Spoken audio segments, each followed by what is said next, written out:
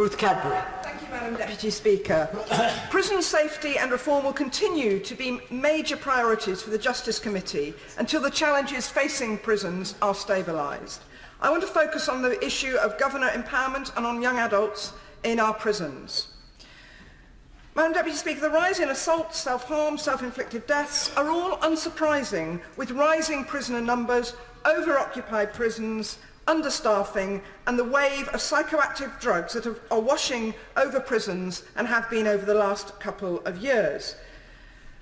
But how can the system turn prisoners' lives around when too many are locked up for 22 hours a day and unable to reach education or treatment or work? And these challenges are major for prison governors, but also for ministers, those in the MOJ and those in the Prisons and Probation Service.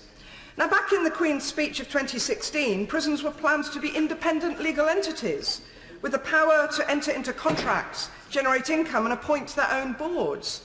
Both the Secretary of State and one of his ministers more recently have said that they, as ministers, remain committed to continuing working towards making prisons places of safety, but also of reforming them. Now, the Justice Committee, on which I have been sitting since September, agrees that the prison management and the provision of safe and secure prison conditions that promote rehabilitation are complex activities that must be well grounded in evidence. And I would add, what's crucially important is adequate resources. I remember once upon a time there were ideas that governors could be incentivised to reduce reoffending rates of those released from their own establishments. And even now, Madam Deputy Speaker, there are many good examples of positive good practice taking place in prison, and many of those have been mentioned by members here today.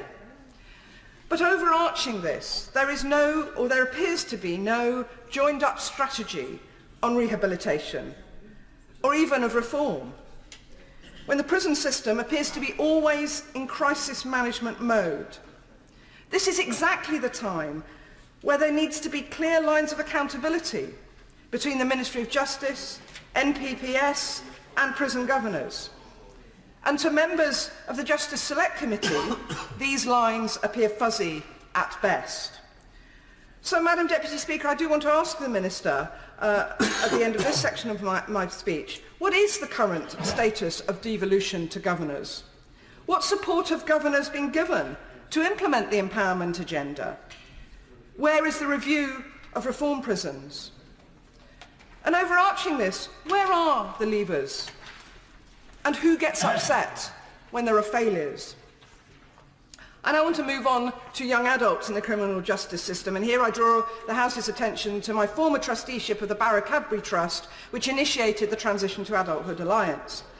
Young adults aged 18 to 25 are a distinct group, only 10% of the general population, but accounting for 17% of those sentenced to prisons every year.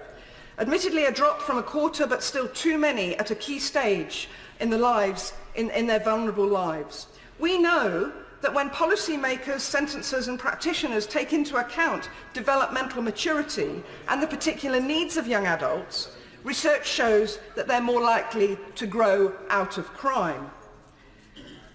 Now, these results were reflected in a key recommendation of the Justice Committee in its inquiry of young adults in 2016. And a week ago, the MOJ released a study that supports Transition to Adults' long-standing campaign for criminal justice agencies to take account of young adults' maturity in both service design and delivery. So given the government's research findings, what assurance can the government give that it will provide a distinct regime for young adult offenders as proposed by the T2A Alliance and the Justice Committee? And in overall conclusion, Madam Deputy Speaker, we all have to ask ourselves, what are prisons for? I would hope that instead of just warehousing prisoners, as too often seems to be the case, the Secretary of State for Justice and the Prisons Minister will themselves take responsibility for ensuring our prisons are humane, safe, turn lives around and reduce reoffending.